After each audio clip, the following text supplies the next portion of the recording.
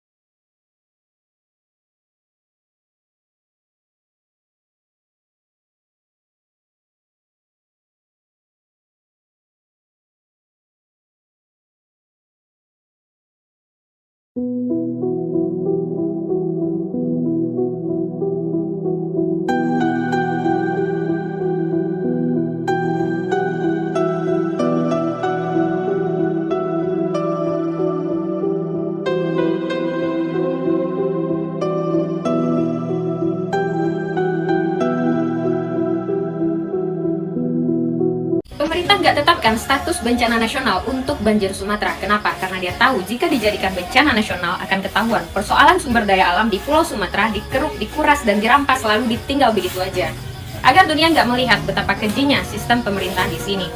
Apa perlu bencana itu melanda Anda sekeluarga, Pak? Baru ditetapkan sebagai bencana nasional. Siapa yang bertanggung jawab atas hal ini? Sebut saja inisialnya Zulkifli Hasan. Karena dia yang duduk di kursi kehutanan waktu izin-izin pelepasan kawasan marak dilakukan. Sekarang, kolom komentar akunnya ditutup ya, Pak. Gue nggak takut nyebut nama karena udah muak lihat pejabat senyum manis saat bagi sembako, saat panen raya, menggunakan wajah kesopanan. Tapi di balik senyum itu menyimpan niat terselubung yang membuat hutan Sumatera digilas truk tambang. Yang lebih nggak habis pikir, rusaknya akal sehat bangsa ini, yang rela kasih karpet merah buat para pejabat yang izin-izinnya berakibat fatal merusak alam. Sumatera bukan bencana tapi rencana, koreksi kalau benar. Kayu gelondongan itu saksinya. Itulah alasannya, lebih ramai berita artis selingkuh dan berita receh seperti tumbler hilang untuk menutupi hal sebesar ini. Untuk mengalihkan perhatian publik. Politik memang kejam kawan. Bencana yang ditimbulkan bukan main, tapi mereka seolah tutup mata. Yang gundulin hutan sedang nyaman sekarang nonton TV di apartemen, sedangkan para korban berjuang bertahan dengan kondisi seadanya. Membayar kesalahan mereka dengan tangis dan air mata. Saat ini banyak korban yang gak dapat mengirim kondisi realnya karena sebagian jaringan terputus, lampu mati, listrik padam, ya, dan banyak akses lumpuh total. Makanan semakin menipis, lokasi yang terisolasi dan hanya rakyat, influencer serta UMKM yang saat ini tergerak bahu-membahu untuk saling membantu para korban. Daripada menunggu uluran tangan pemerintah yang entah kapan kelamaan. 10,5 juta hektar hilang. Indonesia jadi nomor 2 yang kehilangan hutan tropisnya. Hutan Tesonilo yang dulunya rumah bagi gajah Sumatera, rumah ratusan spesies, sekarang tinggal peta penuh lubang. Bayangkan, 83.000 hektar kawasan yang seharusnya taman nasional, sudah lebih dari 70%-nya dibabat oleh kebun sawit ilegal. Ini kesalahan besar manusia yang memakai stempel kekuasaan.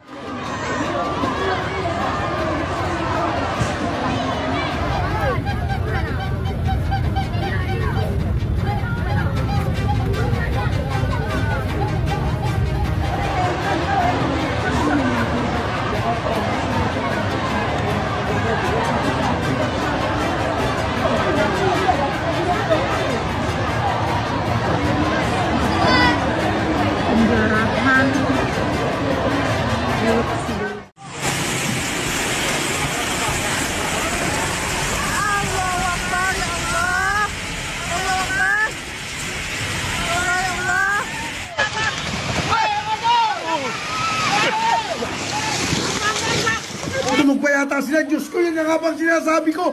Oh, Diyos ko, inaanod na po ang buong bahay ng aming kapitbahay. Diyos ko.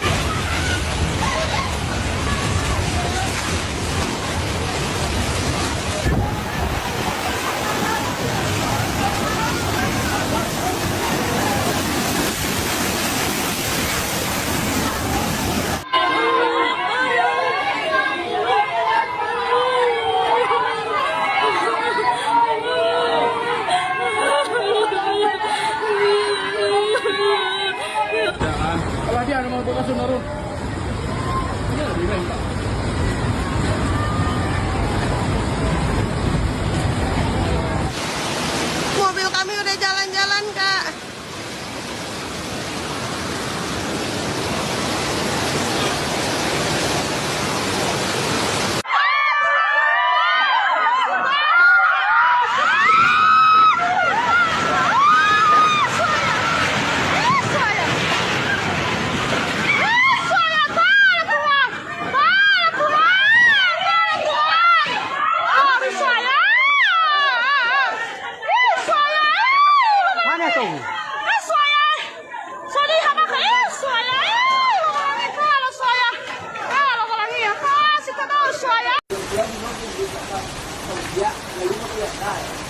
Ayuy. La ilaha illallah. Oyo, umah habis. Pantang. Allahu Akbar. Kap bele. Wala listrik.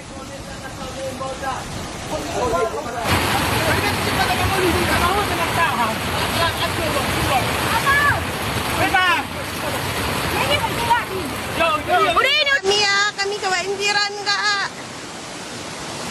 Mobil kami udah jalan-jalan kak.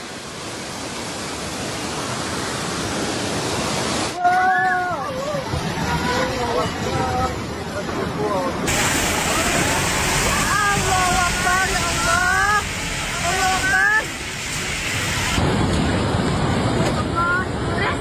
Tukar jalan ya mas.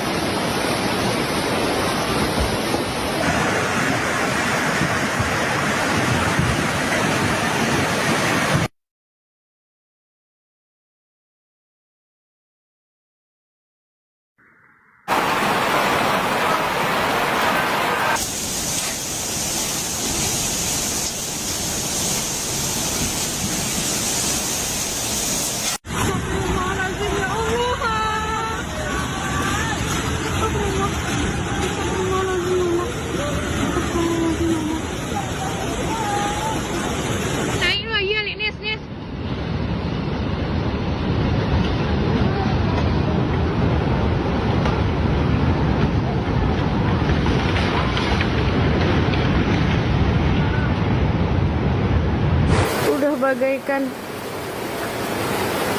astagfirullahaladzim, habis sudah semuanya.